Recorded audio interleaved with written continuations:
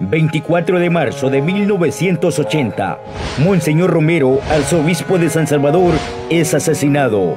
He oído los quejidos, los lamentos de mi pueblo. Llégame hasta oído el dolor, la opresión de ese pueblo. En medio de momentos difíciles, ¡Salgan, salgan! ¡Rápido!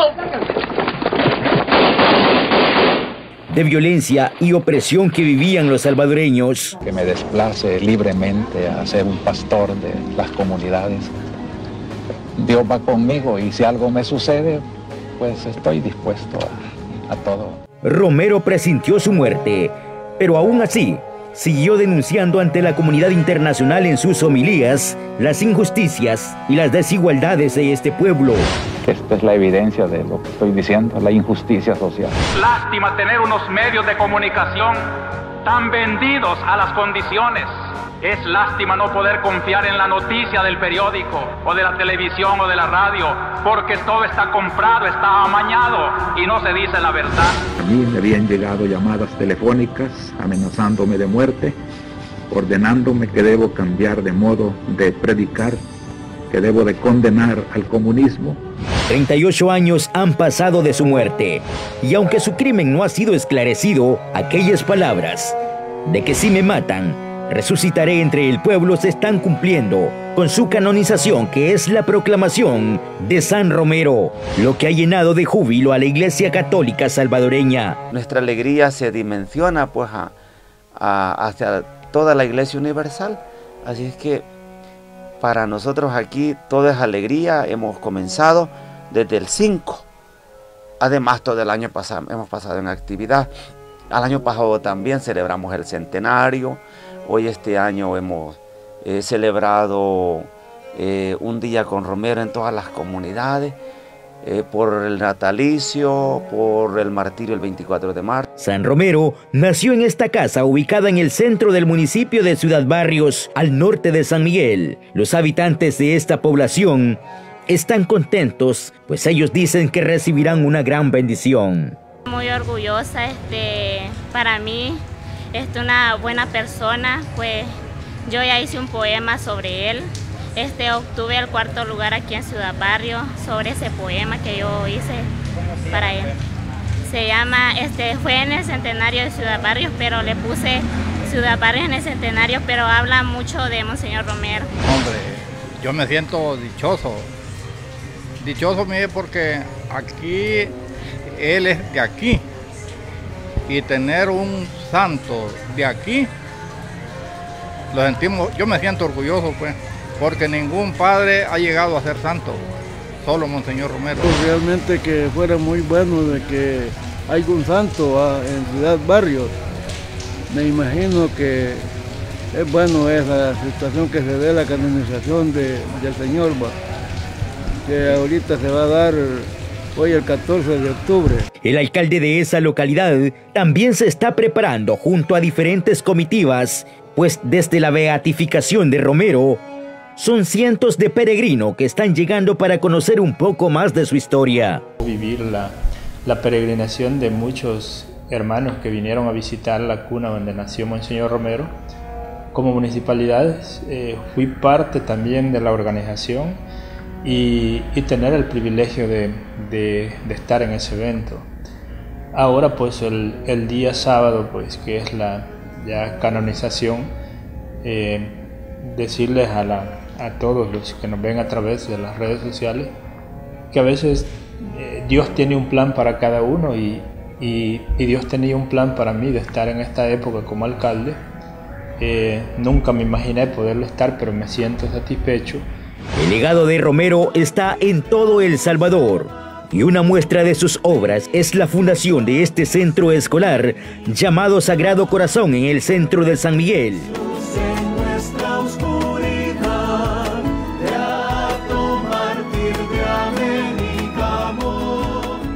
Y en nombre de este sufrido pueblo, cuyos lamentos suben hasta el cielo cada día más tumultuosos, les suplico, les ruego, les ordeno en nombre de Dios, cese la represión.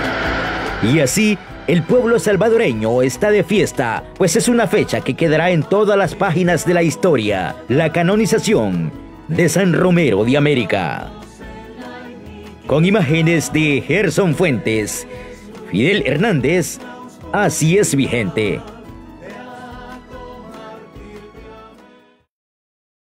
En su segunda visita con el Papa Juan Pablo II, quien reconoce su difícil situación de pastoreo, pero también le pide prudencia en sus predicaciones. El 12 de mayo de 1977, Monseñor Romero recibe otra trágica noticia.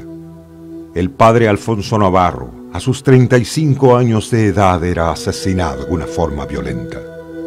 Iguales noticias recibiría el 28 de noviembre de 1978 con el asesinato del padre Ernesto Barrera. El 20 de enero de 1979 con el asesinato del padre Octavio Ortiz junto a 4 catequistas. El 20 de junio de 1979 con el asesinato del padre Rafael Palacios y el 4 de agosto de 1979 con el asesinato del padre Napoleón Macías. Sacerdotes, catequistas, celebradores de la palabra y cristianos comprometidos estaban siendo asesinados. Monseñor Romero, lejos de callar, intensificó el llamado contra la violencia. En febrero de 1978, la Universidad de Georgetown, en Estados Unidos, le otorgó el doctorado honoris causa por su defensa de la vida humana. De igual forma, en 1979 recibe el prestigioso honoris causa de la Universidad de Lovaina, en Bélgica, confirmando la dimensión de su fe desde la opción preferencial por los pobres. También fue postulado en 1979 al Premio Nobel de la Paz y en 1980 recibió el Premio de la Paz de la Acción Ecuménica Sueca. Vienen a significar en este momento para un predicador de la paz un estímulo muy poderoso. Es la voz de tierras lejanas y por eso juicios imparciales, desinteresados, que comprenden lo que muchas veces aquí entre nosotros no se quiere comprender.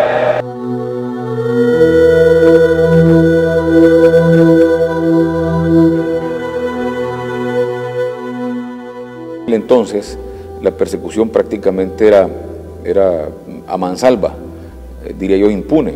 No había ninguna confrontación y toda aquella persona que tenía una opinión diferente, que pretendía darle 2 o 3 niveles mayores de democracia a lo que estaba viviendo El Salvador en aquel momento, era considerado extremista, subversivo o comunista, y así era perseguido.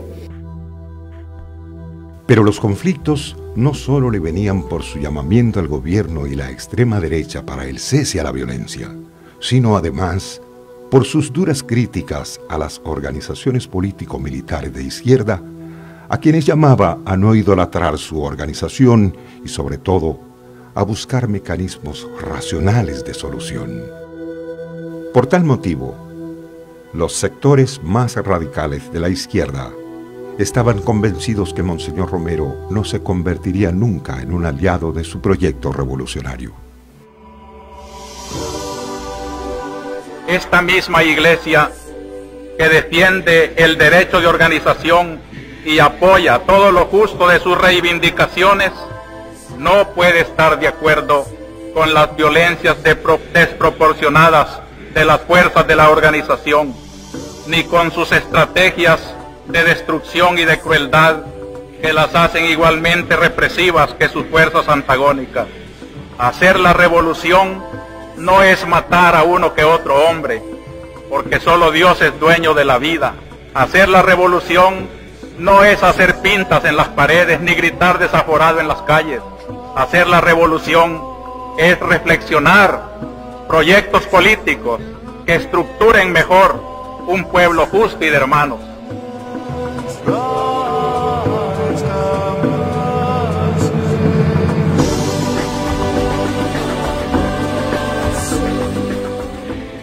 Había una doble imagen en la vida de Monseñor. En el púlpito era el hombre con energía que denunciaba y anunciaba la situación salvadoreña. En lo personal, seguía siendo el hombre tímido, sencillo, y en medio de esta difícil situación, contaba con pocos espacios para distraerse y alejarse un poco de los múltiples problemas que le tocaba enfrentar a diario. Era curioso observar el ambiente salvadoreño cómo un hombre tan sencillo y tan tímido como Monseñor Romero se convirtiera en un valiente defensor de la dignidad humana y que su imagen traspasara las fronteras nacionales por el hecho de ser la voz de los sin voz. Pues la razón siempre creo que le hemos señalado es la injusticia social, el aferramiento a mantener privilegios que ya no se pueden mantener porque el pueblo está muy concientizado. El 15 de octubre de 1979, un grupo de jóvenes militares derrocan en un golpe de estado al presidente Romero y forman una junta cívico-militar que Monseñor Romero ve con buenos ojos, ya que, según él, habían buenos cristianos que la formaban. Pero la junta cívico-militar poco a poco se fue corrompiendo y muchos de los cristianos en los que confiaba fueron renunciando. La situación ahora sería más convulsiva, como nunca antes había sido. Ya a finales de 1979, Monseñor Romero conocía el eminente peligro que acechaba contra su vida y en muchas ocasiones hizo referencia a ello, consciente del temor humano. Uno de los hechos que comprobó este inminente peligro fue el frustrado atentado con 72 candelas de dinamita colocadas en la Basílica del Sagrado Corazón de Jesús a principios del mes de marzo de 1980, que hubieran acabado con su vida y la de muchos fieles que se encontraban allí. Padre, perdónalos porque no saben lo que hacen. El domingo 23 de marzo de 1980, Monseñor Romero pronunció la más clara homilía en contra de la violencia causada por las extremas, sobre todo la de la derecha, la cual fue considerada por algunos como su sentencia de muerte debido a la dureza de su denuncia. El día que pronunció la homilía del 23 de marzo, la víspera de su muerte, cuando yo escuché ese final de la homilía, yo sentí una corazonada. Yo dije, es su sentencia de muerte. Cuyos lamentos suben hasta el cielo cada día más tumultuosos. Les suplico, les ruego, les ordeno en nombre de Dios, cese la represión.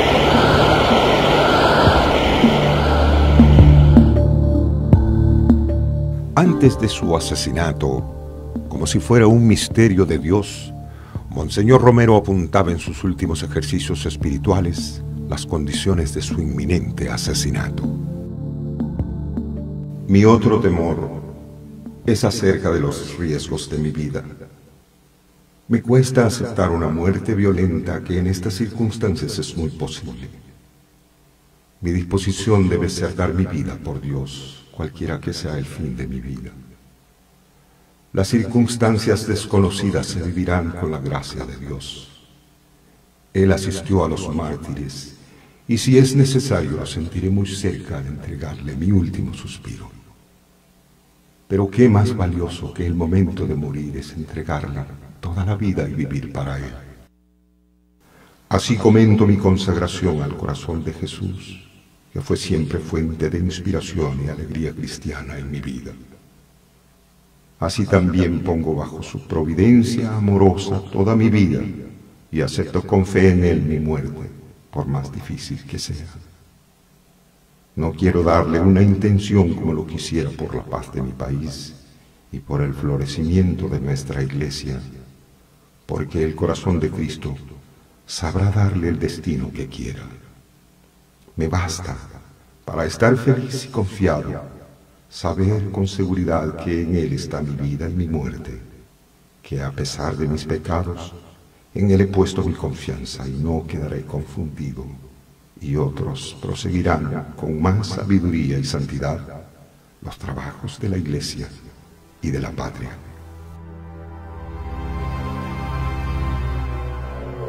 Con 63 años de vida, 38 años de vida sacerdotal y 3 años de fructífera labor arzobispal, el odio que genera la aferración al poder y el dinero acabaron con su vida terrenal. Pero una eternidad de fe, fortaleza y confianza de un hombre bueno habían comenzado. Desde el niño mensajero hasta el que toma la mula y recorre una nueva vida, pasando por el prisionero en Cuba, por el padre virtuoso de San Miguel, el obispo incomprendido en San Salvador, el amigo de los cortadores de café en Santiago de María, hasta el más grande defensor de la verdad ante la más grave situación salvadoreña, Monseñor Romero dejó un legado infinito de amor para toda una generación. Te ofrezco yo la mirra de mi ceguera, el oro de mi corazón, el incienso de las alabanzas. Mientras tenga voz en mi garganta, te alabaré en esta vida, con la esperanza de que al terminar esta jornada se abrirán mis ojos para verte por siempre en la resurrección del último día.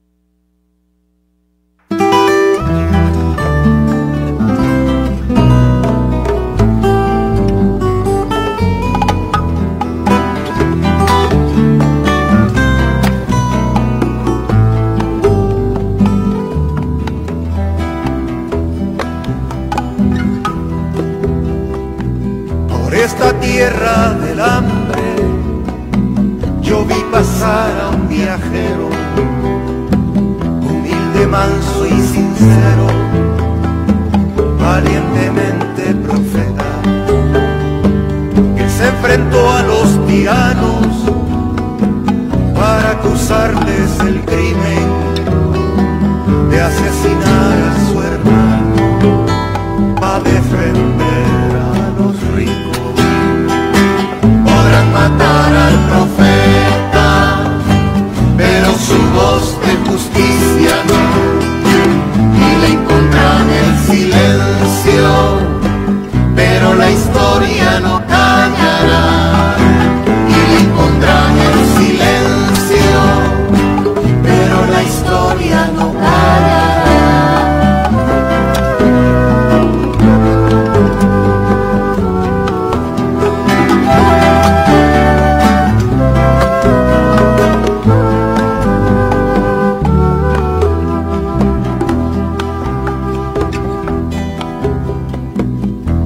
Evangelio en la mano,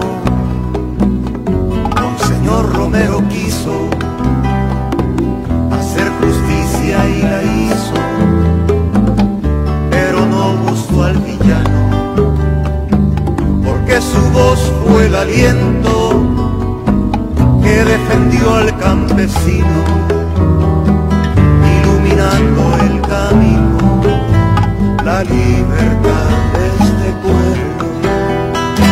Podrán matar al profeta, pero su voz de justicia no, y le impondrán el silencio, pero la historia no callará, y le impondrán el silencio, pero la historia no callará.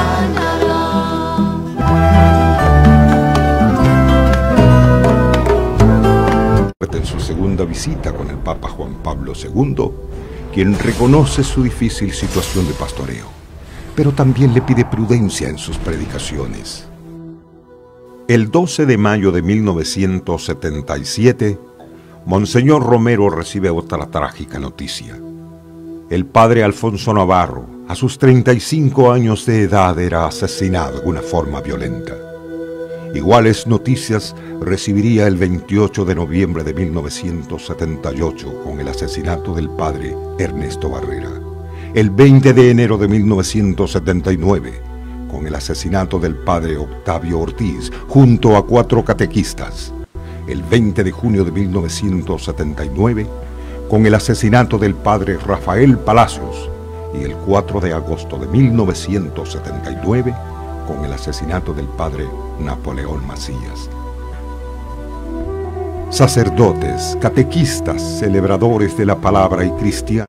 24 de marzo de 1980, Monseñor Romero, arzobispo de San Salvador, es asesinado. He oído los quejidos, los lamentos de mi pueblo. Llégame hasta oído el dolor, la opresión de ese pueblo. En medio de momentos difíciles. ¡Salgan, salgan! ¡Rápido! En su segunda visita con el Papa Juan. 24 de marzo de 1980, Monseñor Romero, arzobispo de San Salvador, es asesinado. He oído los quejidos, los lamentos de mi pueblo. Llégame hasta oído el dolor, la opresión de ese pueblo. En medio de momentos difíciles. ¡Salgan, salgan! ¡Rápido! De violencia y opresión que vivían los salvadoreños. Que me desplace libremente a ser un pastor de las comunidades. Dios va conmigo y si algo me sucede, pues estoy dispuesto a todo. Romero presintió su muerte, pero aún así siguió denunciando ante la comunidad internacional en sus homilías las injusticias y las desigualdades de este pueblo. Esta es la evidencia de lo que estoy diciendo, la injusticia social. Lástima tener unos medios de comunicación tan vendidos a las condiciones.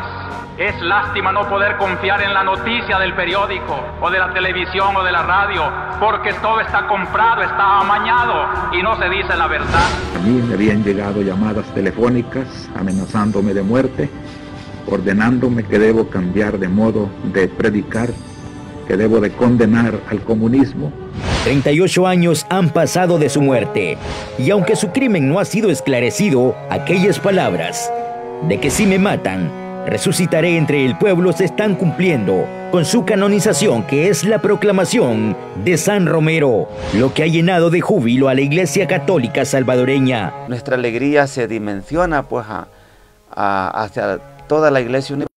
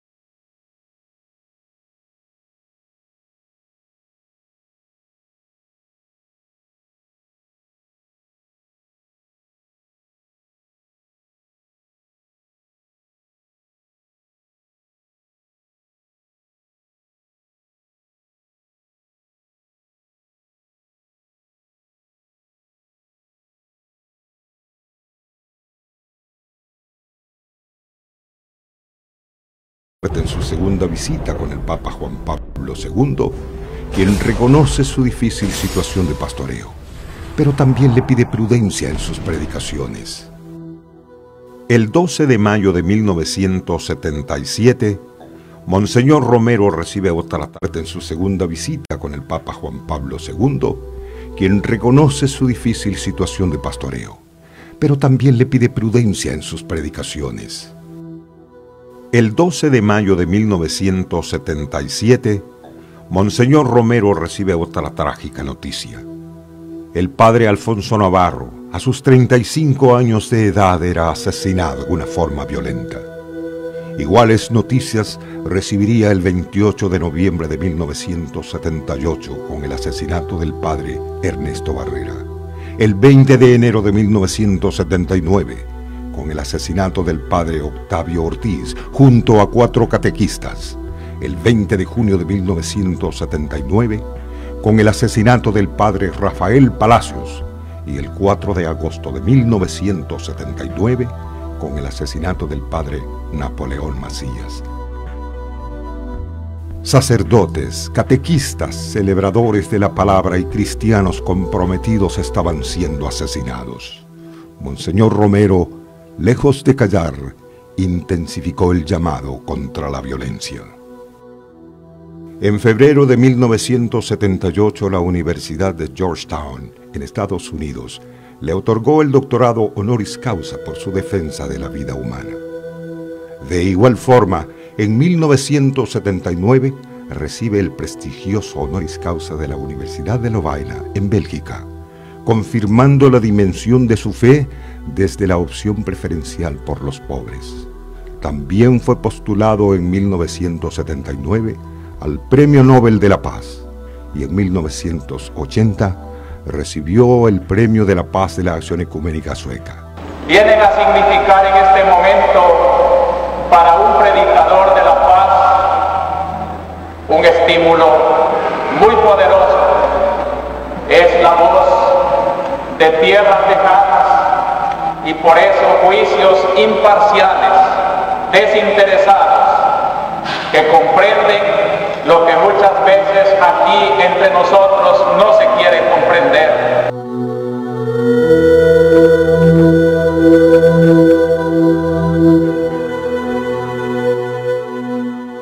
Entonces, la persecución prácticamente era a mansalva, diría yo impune. No había ninguna confrontación y toda aquella persona que tenía una opinión diferente, que pretendía darle 2 o 3 niveles mayores de democracia a lo que estaba viviendo El Salvador en aquel momento, era considerado extremista, subversivo o comunista, y así era perseguido. Pero los conflictos no solo le venían por su llamamiento al gobierno y la extrema derecha para el cese a la violencia, sino además por sus duras críticas a las organizaciones político-militares de izquierda, a quienes llamaba a no idolatrar su organización y sobre todo a buscar mecanismos racionales de solución. Por tal motivo, los sectores más radicales de la izquierda estaban convencidos que Monseñor Romero no se convertiría nunca en un aliado de su proyecto revolucionario. Esta misma iglesia que defiende el derecho de organización y apoya todo lo justo de sus reivindicaciones, no puede estar de acuerdo con las violencias desproporcionadas de las fuerzas de la organización, ni con sus estrategias de destrucción y de crueldad que las hacen igualmente represivas que sus fuerzas antagónicas. Hacer la revolución no es matar a uno que otro hombre, porque solo Dios es dueño de la vida. Hacer la revolución no es hacer pintas en las paredes ni gritar desaforado en las calles. Hacer la revolución es reflexionar proyectos políticos que estructuren mejor un pueblo justo y de hermanos.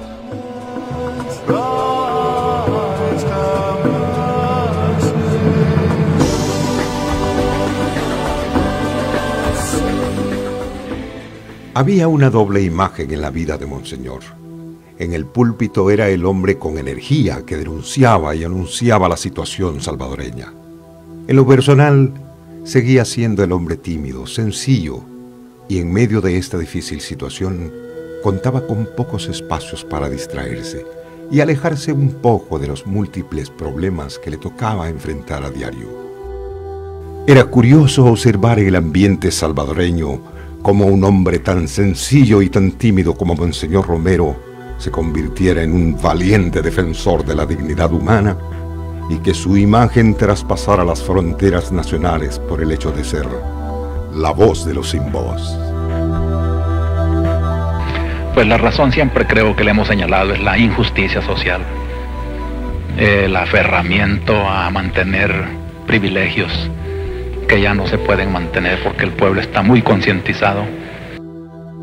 El 15 de octubre de 1979, un grupo de jóvenes militares derrocan en un golpe de Estado al presidente Romero y forman una junta cívico-militar que Monseñor Romero ve con buenos ojos, ya que, según él, habían buenos cristianos que la formaban. Pero la junta cívico-militar poco a poco se fue corrompiendo y muchos de los cristianos en los que confiaba fueron renunciando. La situación ahora sería más convulsiva, como nunca antes había sido. Ya a finales de 1979, Monseñor Romero conocía el eminente peligro que acechaba contra su vida, y en muchas ocasiones hizo referencia a ello, consciente del temor humano. Uno de los hechos que comprobó este inminente peligro fue el frustrado atentado con 72 candelas de dinamita colocadas en la Basílica del Sagrado Corazón de Jesús a principios del mes de marzo de 1980, que hubieran acabado con su vida y la de muchos fieles que se encontraban allí. Padre, perdónalos porque no saben lo que hacen. El domingo 23 de marzo de 1980, Monseñor Romero pronunció la más clara homilía en contra de la violencia causada por las extremas, sobre todo la de la derecha, la cual fue considerada por algunos como su sentencia de muerte debido a la dureza de su denuncia. El día que pronunció la homilía del 23 de marzo, la víspera de su muerte, cuando yo escuché ese final de la homilía, yo sentí una corazonada. Yo dije, es su sentencia de muerte. Cuyos lamentos suben hasta el cielo cada día más tumultuosos. Les suplico, les ruego, les ordeno en nombre de Dios, cese la represión.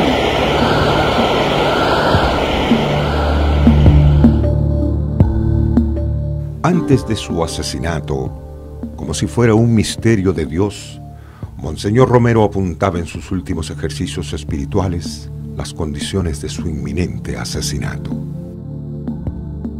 Mi otro temor es acerca de los riesgos de mi vida. Me cuesta aceptar una muerte violenta que en estas circunstancias es muy posible. Mi disposición debe ser dar mi vida por Dios, cualquiera que sea el fin de mi vida. Las circunstancias desconocidas se vivirán con la gracia de Dios.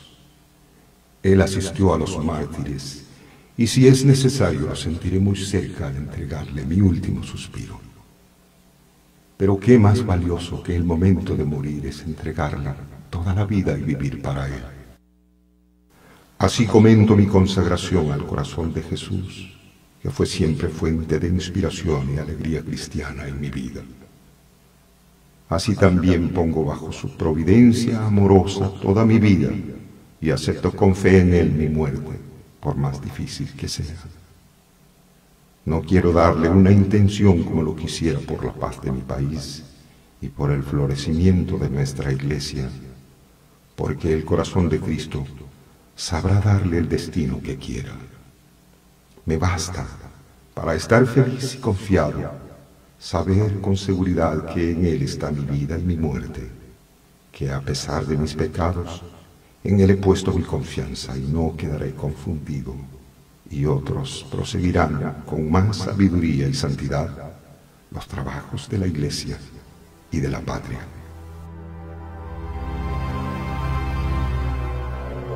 Con 63 años de vida, 38 años de vida sacerdotal y 3 años de fructífera labor arzobispal, el odio que genera la aferración al poder y el dinero acabaron con su vida terrenal. Pero una eternidad de fe, fortaleza y confianza de un hombre bueno habían comenzado. Desde el niño mensajero hasta el que toma la mula y recorre una nueva vida, pasando por el prisionero en Cuba, por el padre virtuoso de San Miguel, el obispo incomprendido en San Salvador, el amigo de los cortadores de café en Santiago de María, hasta el más grande defensor de la verdad ante la más grave situación salvadoreña, Monseñor Romero dejó un legado infinito de amor para toda una generación. Te ofrezco yo la mirra de mi ceguera, el oro de mi corazón, el incienso de las alabanzas. Mientras tenga voz en mi garganta, te alabaré en esta vida, con la esperanza de que al terminar esta jornada se abrirán mis ojos para verte por siempre en la resurrección del último día.